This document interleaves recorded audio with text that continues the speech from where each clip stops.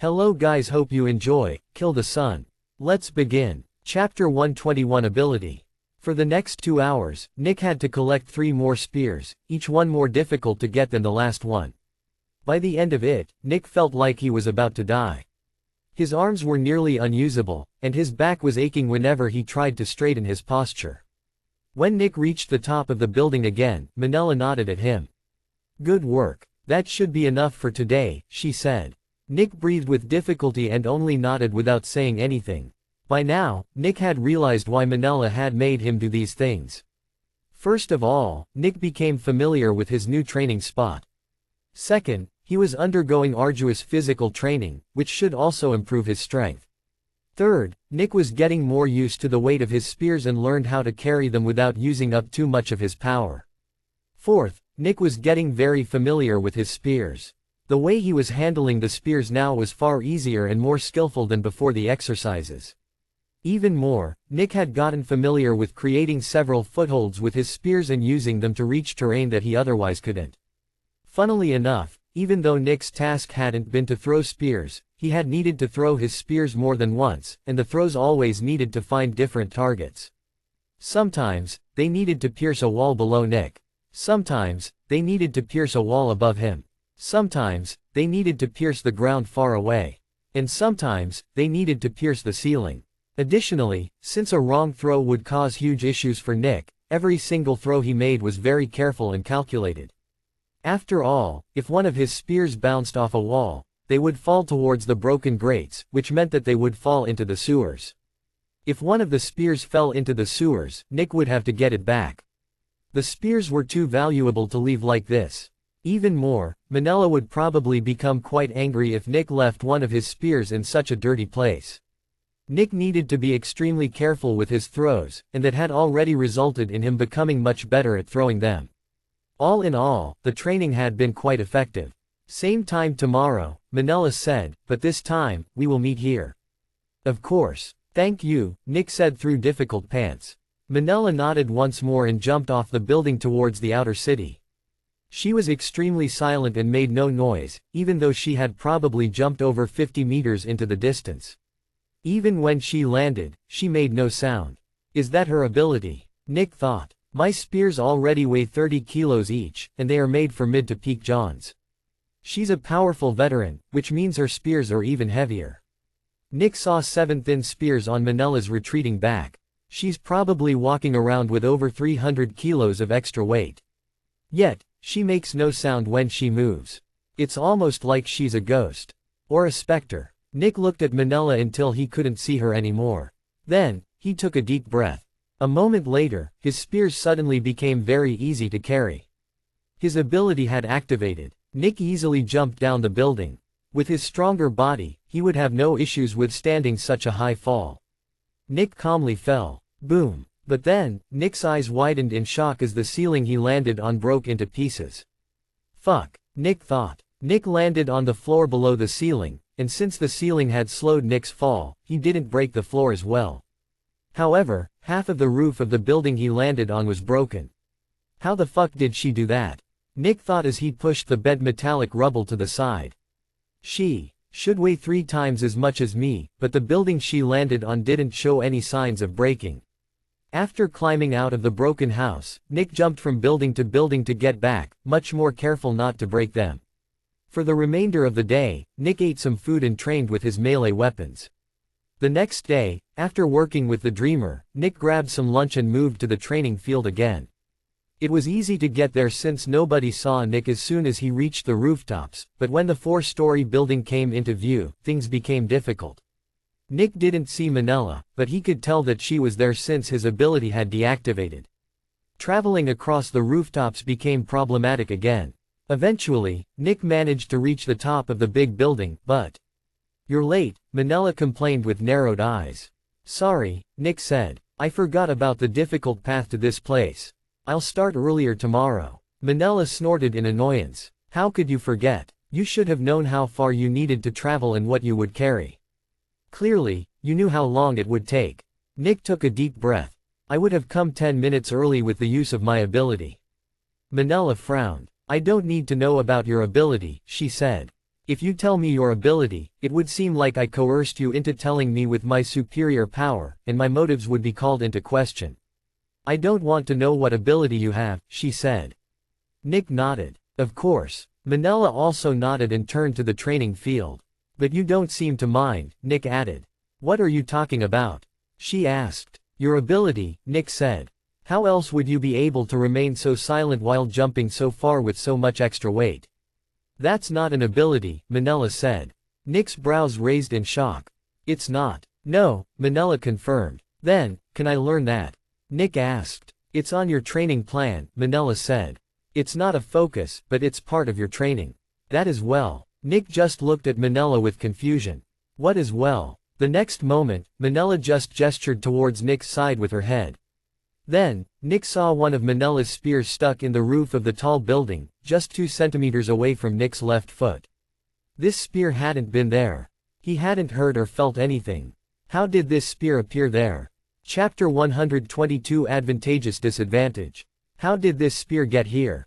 Nick asked in shock. You're going to learn how to do that later, Minella said before she opened her right hand. Nick was about to shake it again, but he remembered the scene from yesterday. Instead, he just awkwardly looked at it, not knowing what to do. My spear, she said. Hand it to me. Oh, sure, Nick said quickly as he grabbed the spear.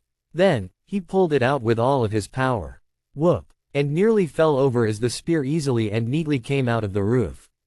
It's so light. That's probably only 5 to 7 kilos. Nick had expected something like 50 to 70 kilos. Awkwardly, Nick put the spear on Minella's hand, and she took it. The next moment, the spear shrank in her hand. The tip was compressed and entered the shaft, making the spear less than 10 centimeters long. The next moment, she slid the spear down her sleeve. Without Nick asking, Minella unbuttoned the sleeve on her right arm, showing Nick her wrist. There were 6 compact spears around her wrist. Then, she flicked her wrists, and one of the spears flew into her opened hand and expanded back to its big size. Not every spear needs to be equally strong, she said. The spears on my back are for strong and durable targets, but they are not as silent. If you want to focus on throwing spears, you have to buy multiple sets for different purposes. Minella looked at the spears on Nick's back. The spears on your back are for single target assassinations and direct heavy battle. They are not made to be used against quick and nimble targets. Nick nodded with understanding. Time to warm up, Minella said as she took all 5 of Nick's spears. Shing, shing, shing, shing, shing. Within 3 seconds, all 5 of Nick's spears landed on different houses in the training area. Get them within 20 minutes. If you can't do that, you will try again, she said. Nick took a deep breath and immediately jumped down the building. Without his spears, he became quite agile and fast. However, he quickly found something that surprised him.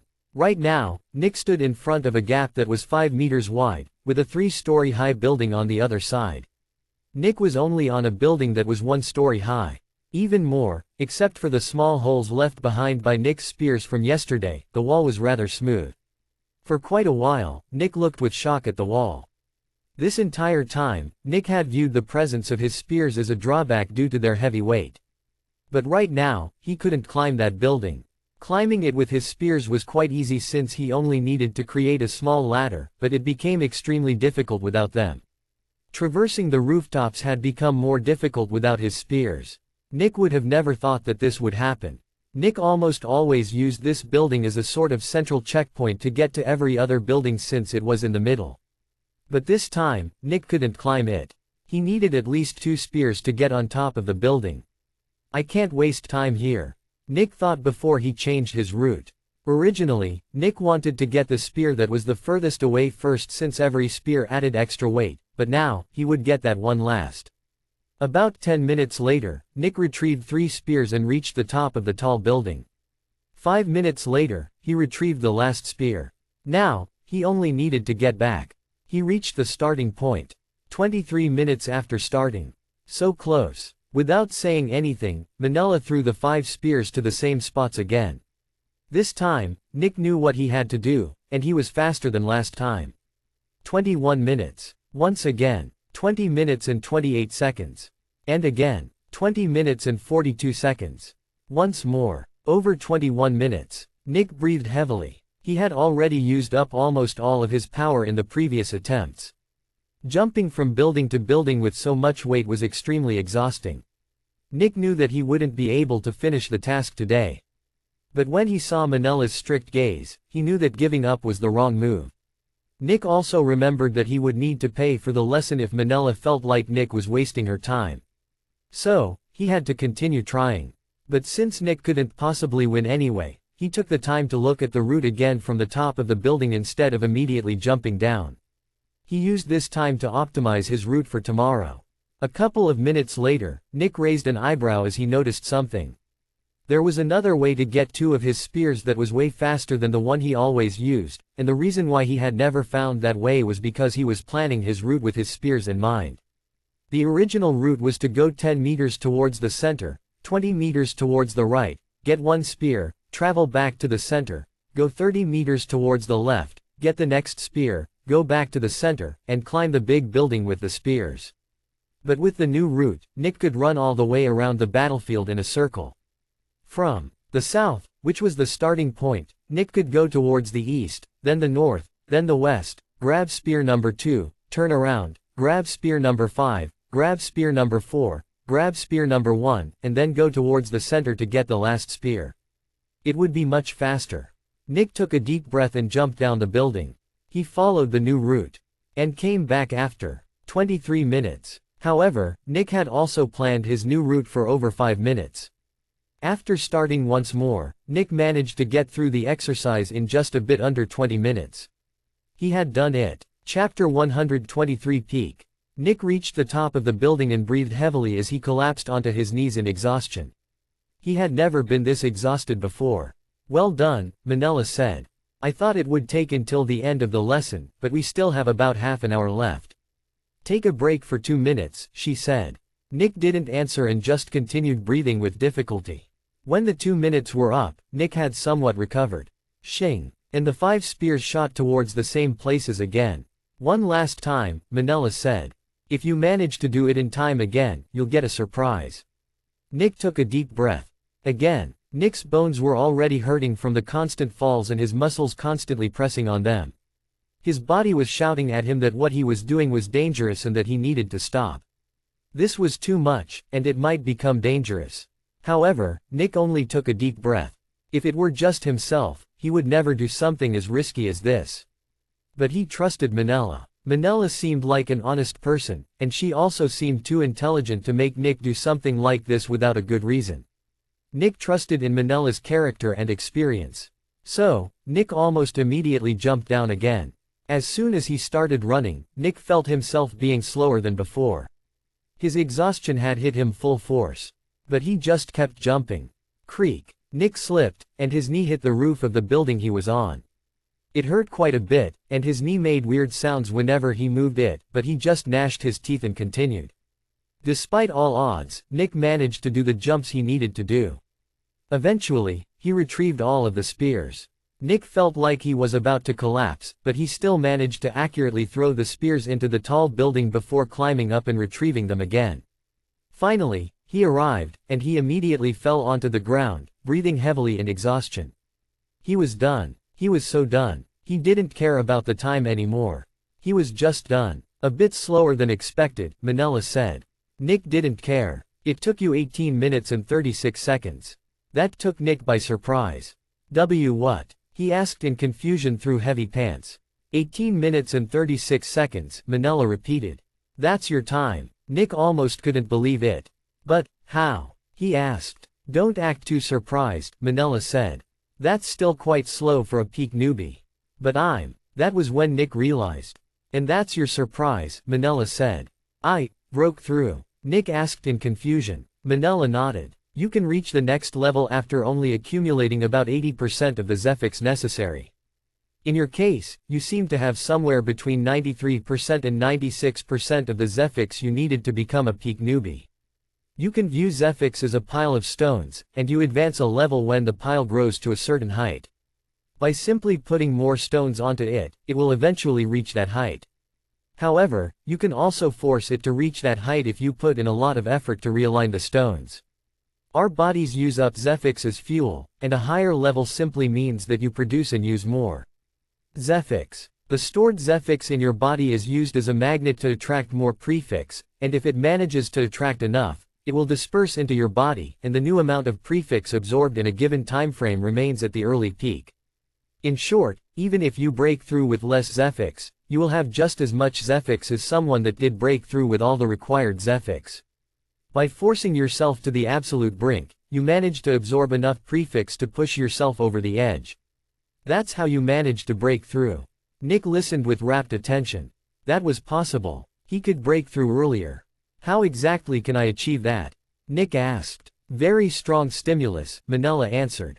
Most commonly, a dire situation.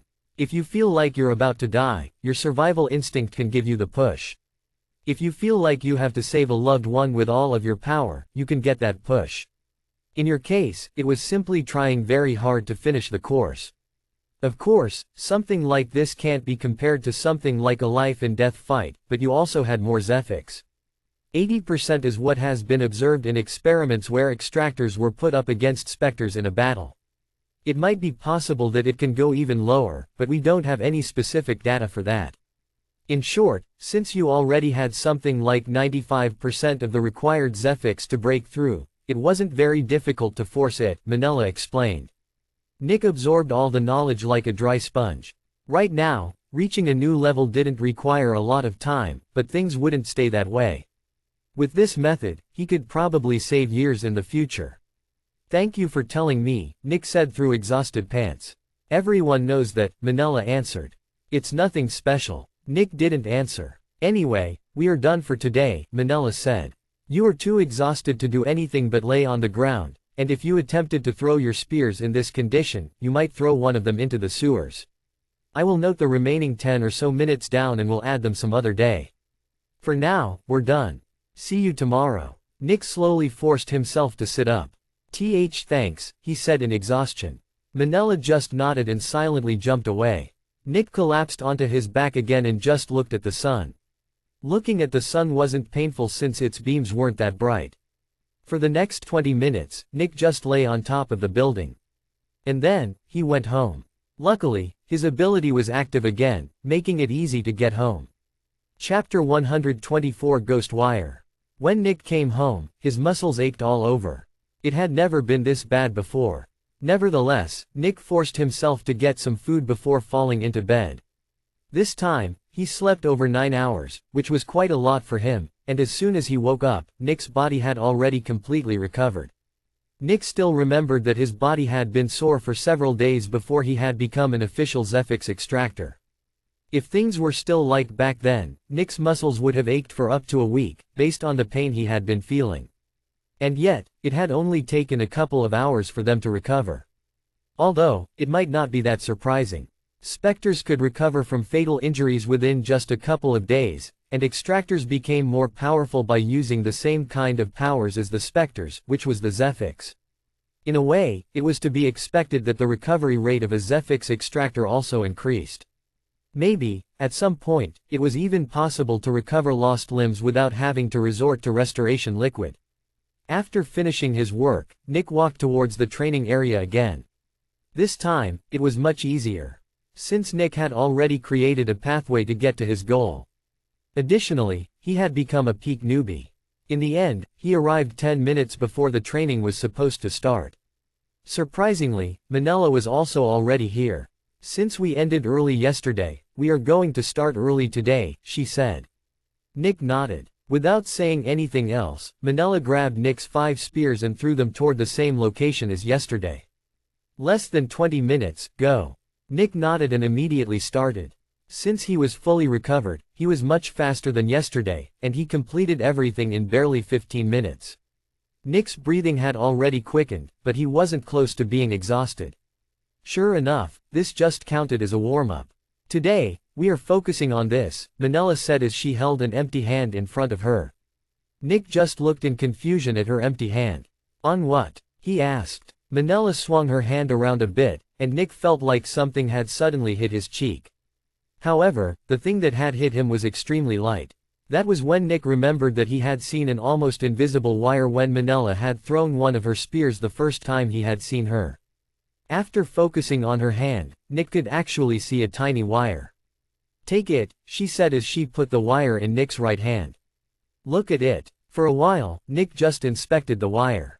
It was extremely light. It was so light that he almost couldn't feel its weight. Yet, it was extremely durable. Nick didn't use all of his power, but he used quite a lot, and the thin wire didn't seem to get damaged in any way. Even more, the tiny wire was actually beginning to cut into Nick's hand. It was so bizarre that something this insanely thin could be that durable. "It's called a ghost wire, and it's used for many different things," Manella said after a while. "No normal material can be that durable while being that thin, which makes the origin of this wire obvious," she added. Nick nodded. "It comes from a specter." Manella nodded back. "The Fear Queen is a normal-sized black widow that likes to put as much fear as possible into her victims. She usually restricts them with her silk and injects them with many different poisons that can cause extreme fear and extreme euphoria. This wire is a couple of her strings of silk rolled up into a single form.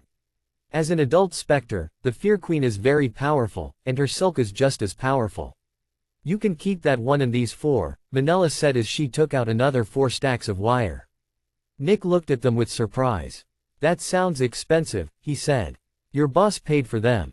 They are officially yours," Manella said. Nick didn't feel comfortable with Winter giving him even more stuff. He felt like Winter was giving him way more than he was giving back, which made him feel a bit guilty. Nick almost felt like he was taking advantage of Winter. But in the end, Nick could only sigh. "Thanks." For the next 3 hours, Manella taught Nick about the ghost wire and how to use it. There were many different things that Nick could do with such a durable wire. For example, he could hang it between 2 buildings at neck height, and nobody would notice it before they ran straight into it. However, the most important thing for Nick was the ghost wire's ability to act as a retrieval tool for his spears. He hadn't noticed it before, but there was a very thin hole at the side of his throwing spears. This hole was specifically made for ghost wires. By putting the ghost wire through it, Nick had essentially created a long and invisible leash for his spear. Each ghost wire was around 100 meters long, which meant that Nick could essentially retrieve his spears as long as he didn't throw them further. If he wanted to throw them further, he would just have to let go of the ghost wire and retrieve the spear the traditional way. For today, Nick kept dropping his spears from the house and retrieving them with the wire. It was surprisingly difficult to make the spears shoot back at him without hitting anything on their way back. But eventually, Nick managed to retrieve them consistently without any issues. When it was almost time to end training for the day, Manella told Nick to retrieve his 5 spears once more. Naturally, she detached the ghost wires before telling him to do that. After Nick got the first spear back, he quickly attached the ghost wire, which didn't even take 10 seconds, and after that, everything seemed to change. He no longer needed to consider how to retrieve a spear after throwing it since he could just retrieve it with the ghost wire. That made everything so much easier, and Nick's movements became far more fluent. In the end, he barely needed 9 minutes to complete the course. Chapter 125 Throws. A day passed, and the last day of throwing spear training was taking place. This was already Nick's 4th day of training with throwing spears, and today, he would focus on actually throwing spears. But the best thing was that Nick didn't fear messing up his throws anymore. He could travel everywhere with his spears, and if he threw it somewhere he didn't want, he could just tug on the ghost wire to get it back. The first thing he had to do was to run to the 5 spots again, but this time, Manella didn't throw his spears away. She just wanted Nick to get to the 5 spots while carrying all of his spears. That made things different, but Nick still managed to complete the task in about 10 minutes. And then, it was time for the actual training. There are many ways to throw a spear, Manella said as she took out one of her own spears. After that, she lifted it with one hand and took a couple of steps forward. She pulled the spear back and took a couple of steps forward before throwing it. Boom! The roof of the building the two were standing on shook as Manella threw the spear. Nick just watched in awe as the spear seemed to shoot into the horizon. 1 second, it had been there, and the next, it seemed to have traveled into the sun. Of course, the spear didn't actually reach the sun. "Watch," Manella said as she lifted her hand. Then, she pulled back. Bang! And Manella suddenly also flew into the horizon. Nick's eyes widened in shock. Manella didn't fly as fast or as far as her spear, but she still flew for probably over 200 meters. In the distance, Nick could see Manella catching her spear again, and that was when he realized what had just happened. Manella had gathered an incredible amount of power and threw her spear with all of it. Then, she tugged on her extremely long ghost wire. With her power, she managed to completely stop the force of her throw and even put in so much that the spear started to shoot back at her. Of course, the force of the throw had to go somewhere, which was why Manella's body had suddenly shot into the distance. In the end, her spear returned to her, and she simply landed on a roof. Surprisingly, the roof didn't collapse. A couple of seconds later, Manella returned to the roof of the tall building. That was a full throw, she explained. As the name suggests, a full throw is a throw that uses all of your power. The tricky part is to deal with the force when you have a ghost wire attached. Without it, it's just a normal throw, but with it, things get tricky. Imagine you attack someone with a full throw who is only 30 meters away, and they sidestep it. If there's no building within the next 70 meters and if your throw was strong enough, your ghost wire will pull you forward, right into your enemy's arms. But as you have seen, that can also be used to traverse great distances. I can jump high and far, but not that high and far. Of course, if I had actually wanted to go as far as possible, I would have jumped forward after throwing my spear. When facing an enemy, you will rarely be able to make a full throw. The preparation is long, and the enemy will most likely hear your loud steps.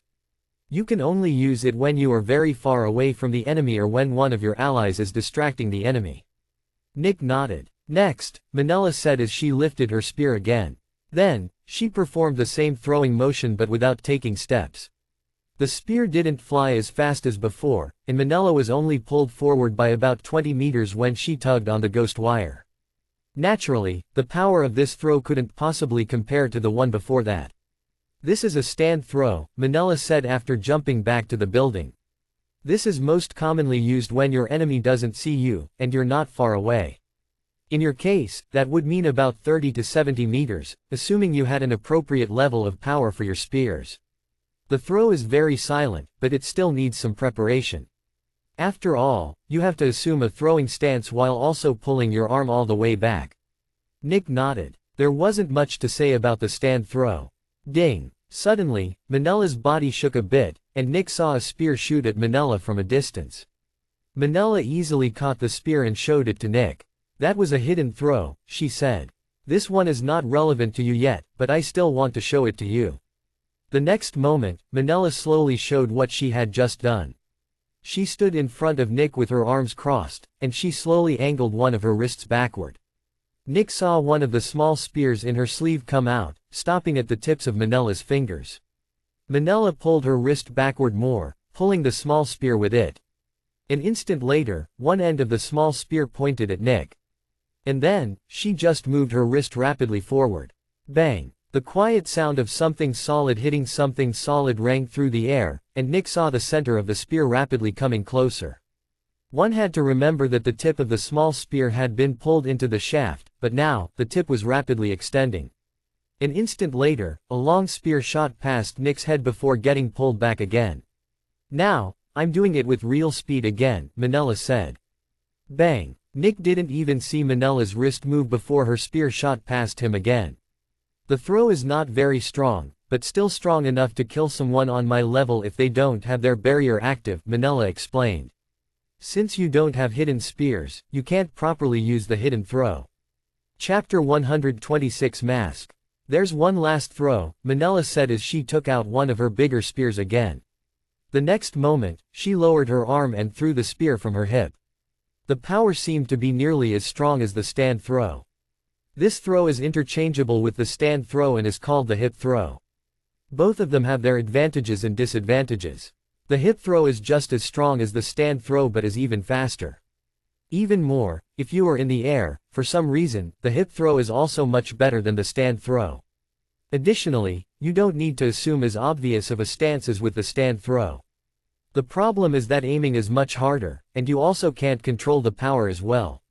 If you have space and time, performing the stand throw is always preferable, but if you don't, you are almost forced to perform the hip throw. The hip throw is mainly used if you are actively battling someone that is charging towards you. Someone that wants to get into your melee range is going to zigzag and approach you rapidly while you are trying to retreat. In that case, you have to use the hip throw since the stand throw is just too obvious. Although, since you are also training in fist weapons, you might not even use the hip throw that much. Nick nodded. Probably not. For now, Minella continued. I am going to teach you the full throw. Going through the most extravagant throw first will make it easier to learn the other ones later. For the next couple of minutes, Minella taught Nick how to perform the full throw, which wasn't very difficult. After all, it was just throwing an object. Every human has thrown objects before. Nick kept practicing the full throw for the next 3 hours, but compared to Minella, Nick didn't take off. One had to remember that Nick's spears were designed to be thrown with much more power. With Minella watching, Nick couldn't throw the spear properly. With a full throw, Nick could barely throw his spear for about 10 to 20 meters. It was just way too heavy. Eventually, Minella left, and Nick could actually try the full throw. Since he wasn't that exhausted today, Nick decided to continue throwing spears with his ability. Nick took a couple of steps back, lifted his spear, and performed a full throw. Boom! The roof below Nick shuddered as he threw his spear into the distance. Nick watched with satisfaction as his spear traveled further and further. Ding! Suddenly, the ghost wire on Nick's right wrist became taut, and Nick felt himself get pulled forward. The force was enough to pull Nick over the edge of the building, and he was just about to fall towards the sewers. However, even though Nick had been surprised, his training with the ghost wire kicked in, and he pulled on it even more. Nick was pulled away from the big building and landed on a smaller building further away just as his spear reached him again. Huh, Nick thought. That went way better than I anticipated. After retrieving his spear so many times and after running across the entire training ground so many times, Nick had become extremely familiar with his environment and his spear. The way Nick had simply pulled himself forward to land on a small building while easily catching the spear looked almost beautiful. Nick had barely learned how to throw a spear properly, but he already looked like someone who had been using spears for years. This made Nick realize one thing. Minella is an amazing teacher, he thought in surprise and awe. When he first appeared in this training ground, he felt unsure due to the weight of his spears and the destroyed grates and buildings everywhere. The thought of throwing his spears in such a place had made Nick anxious and nervous before. But now, it was easy. The broken ground might as well not exist since Nick knew exactly what below him at any given moment was, and he could easily move across the air without losing his spears. In just 4 days, Nick had become very confident in using his spears. Eventually, Nick returned to the tall building and continued practicing full throws with his ability active. Sadly, he had to stop after just half an hour. The 3 hours of throwing had already exhausted his arm. However, Nick still didn't leave. I think I can eat later. This training ground is too good, and I haven't properly exercised the rest of my body today. So, Nick decided to run and jump across the rooftops while carrying all of his spears. With his ability active, this task was no longer a problem. If Nick were to do his warm-up routine again, he wouldn't even need a minute, which was why Nick wasn't doing that. Instead, he threw his spears around in the air, pulling him from one side to the other. Nick wanted to get familiar with how to move in the air. Humans generally weren't good at moving in the air, but with the throwing spears, Nick had somewhat overcome this weakness. After a bit more than an hour, Nick became exhausted and returned home. I'm excited for more training in 4 days, Nick thought while eating. But first, I'm going to learn about fist weapons tomorrow. I can actually see myself becoming stronger. My goal is actually not impossible to achieve. However, when Nick had that thought, his good mood vanished. For the past 4 days, Nick had managed to put on a mask that had even fooled himself. It was a mask that said that nothing was wrong. But now that Nick had remembered his true face, the mask had become visible again. In the end, Nick could only take a deep breath. I can't get lost in this excitement. All of this is only a means to an end. And I can't forget that. Chapter 127 Julian. The next day, after he had finished his work and got something to eat, Nick returned to Dark Dream. He was about to meet his other teacher, the one who was supposed to teach Nick about his fist weapons.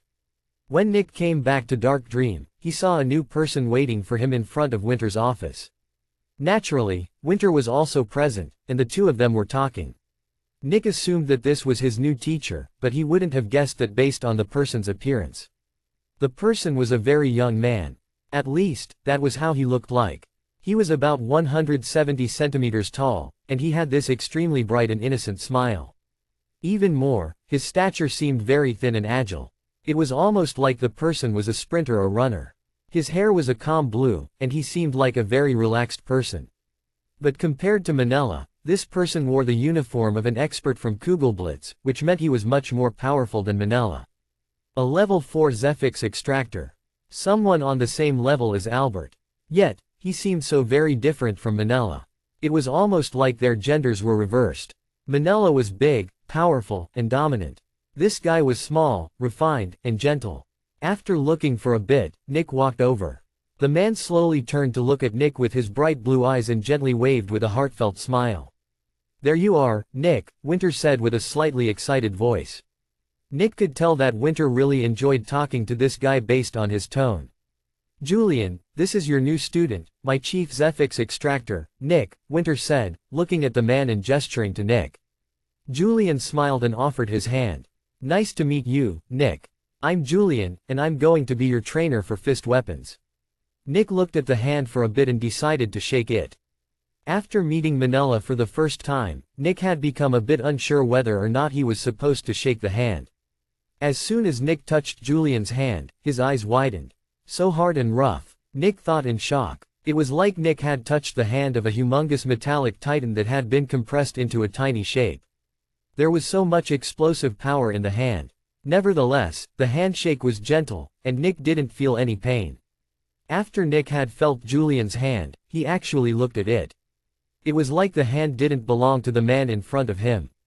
While Julian seemed like a gentle and peaceful small boy, his hand was rough and filled with aggressive and powerful veins that expanded and shrunk in sync with Julian's heartbeat. Naturally, Julian noticed Nick's reaction, but he only chuckled a bit and slowly pulled his hand back. "I get that reaction all the time," he said with a soft voice. "I take it as a compliment." "Sorry," Nick said. "I didn't expect such a strong hand." "Harmony and discord are two sides of the same coin," Julian said. "Harmony requires gentleness, and discord requires power. You can only live in harmony when people don't want discord with you, but when people want harmony, you must be gentle. Otherwise, there is no harmony but only fear. Learning this principle will help you with your position," Julian said with a smile. Nick listened intently and thought about Julian's words. Nick took these words seriously since they came from an actual expert. Experts were the elite of Kugelblitz, and every one of them had incredible power. He's probably also far older than he looks, Nick thought. Becoming an expert would take me many years. Maybe even decades. He most likely knows what he is talking about. "Thank you. I will remember that," Nick said. Julian just nodded and turned to Winter. "Do you have a place where we can train?" "There's a gym about 500 meters from here, but I don't think it is durable enough to withstand you," Winter said. Julian laughed. "That's fine. I can keep myself in check." Winter also laughed and told Julian where he could find the gym. After a bit more talking, Julian and Nick walked out of Dark Dream to go to the gym. Nick subconsciously assumed a position behind Julian. Julian just had this irresistible aura of reliability, power, and trust. He subconsciously made people want to follow him. Julian didn't look at Nick, who was following behind him, and only shook his head a bit with a helpless smile. "Can I ask you something?" Nick asked after some hesitation. "Sure," Julian said, turning to Nick with a smile. "You're an expert, right?" Julian nodded wordlessly. "Don't take this the wrong way, but why is someone as powerful as you teaching a newbie like me?" Nick asked. "I don't think Winter has the funds to hire someone like you."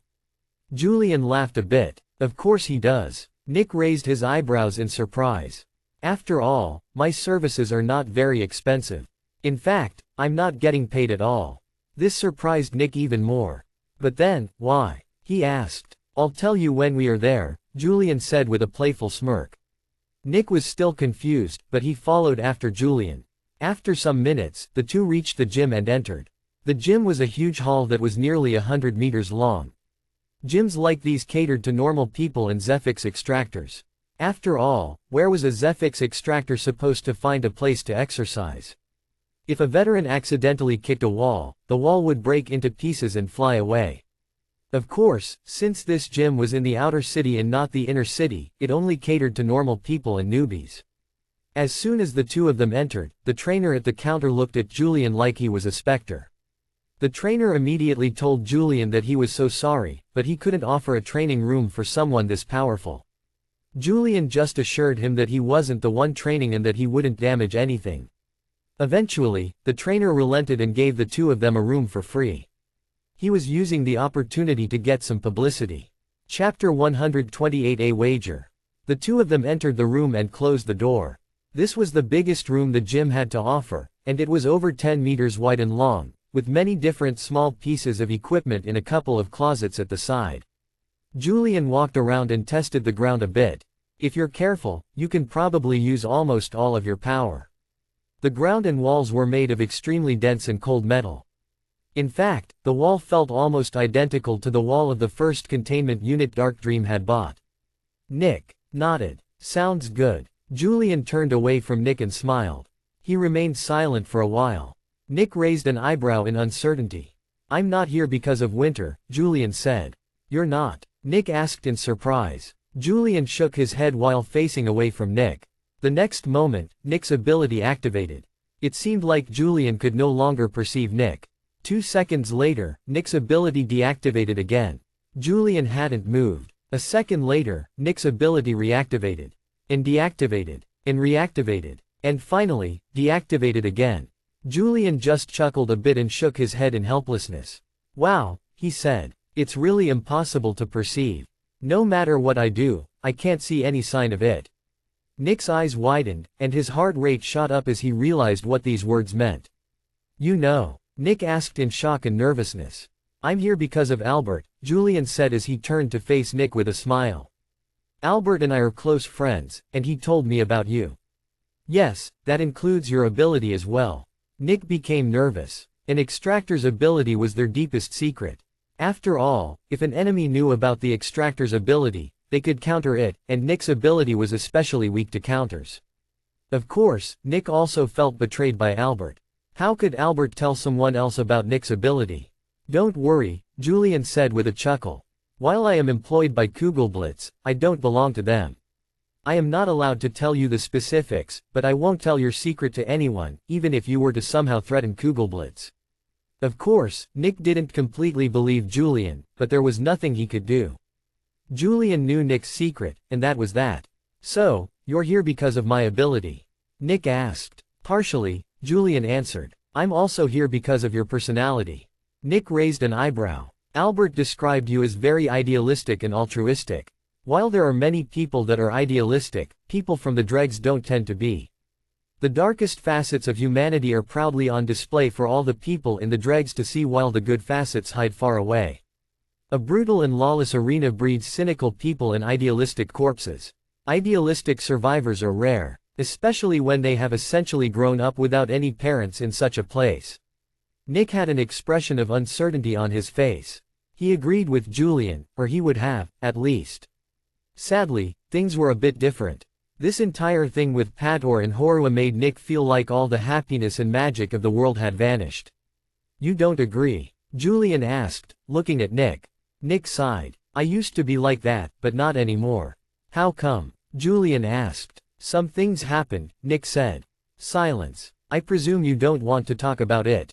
Nick looked to the side with uncertainty. It would take too long. Also, we are supposed to train, right? Nick said. Getting to know you is important to me, Nick, Julian said. If you are fine with it, I am willing to listen. Nick took a deep breath.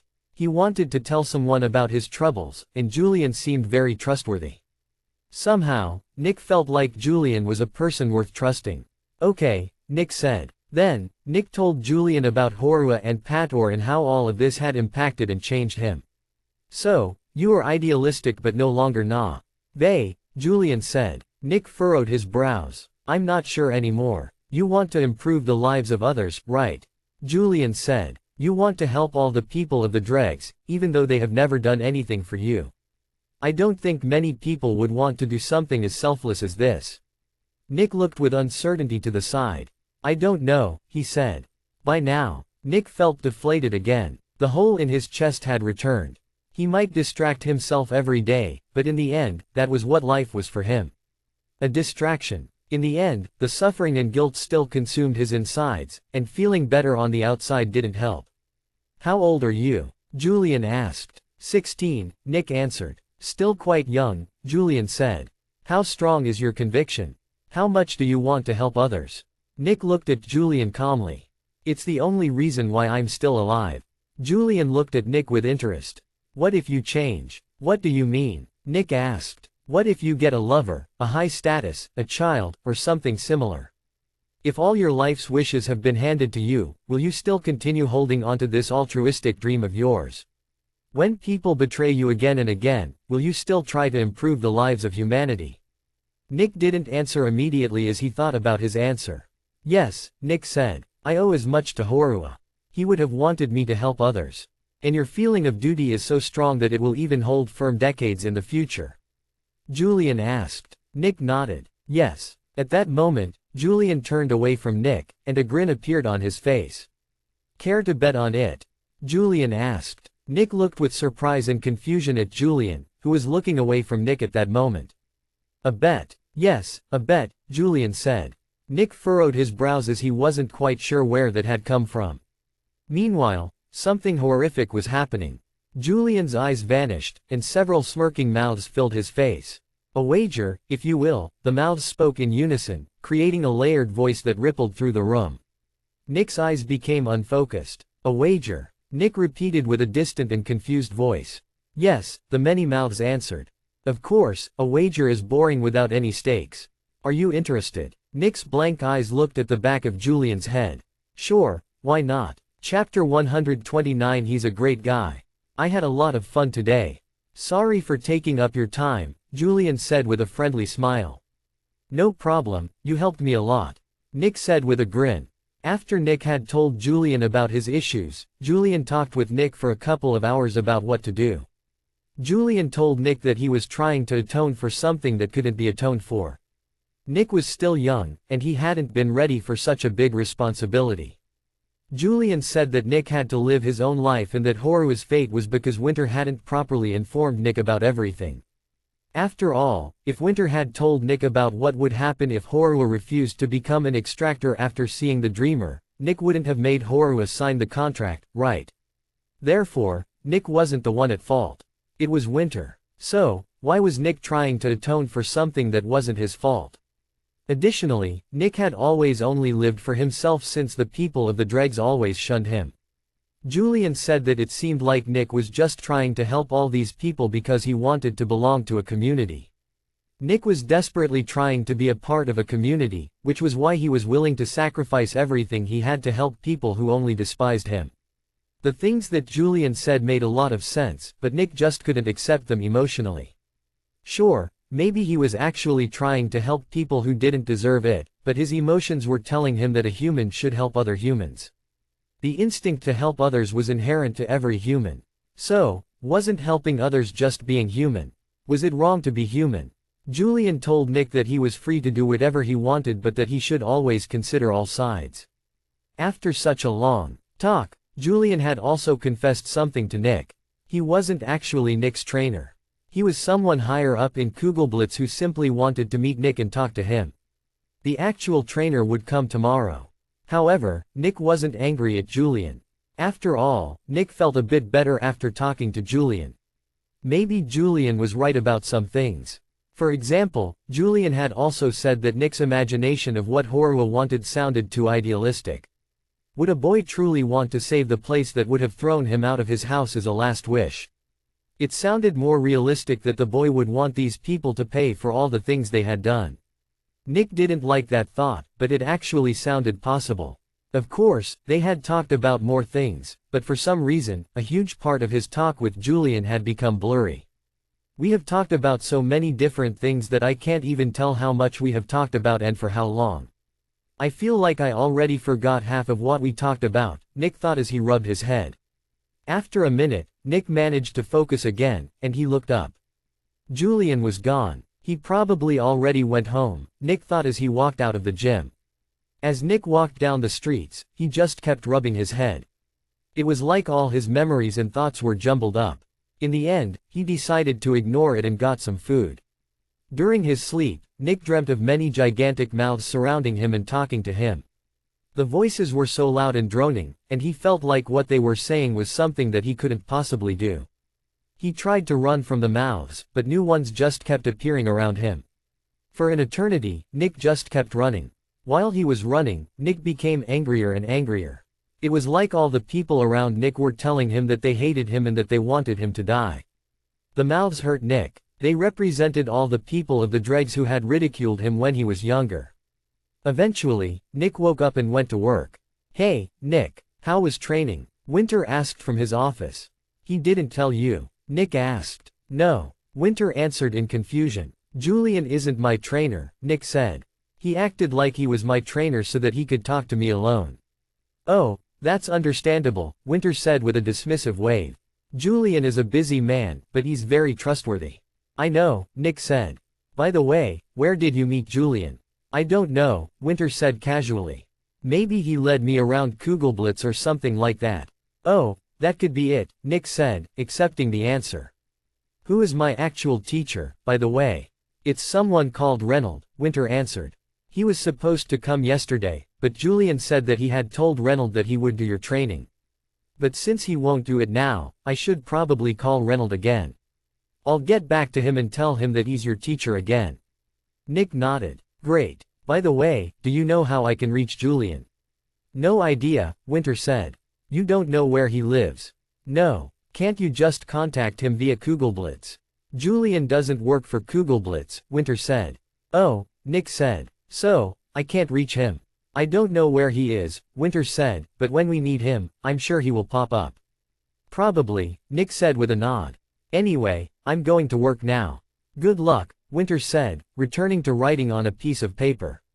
Nick entered the Dreamer's containment unit, and 2 minutes later, he was asleep.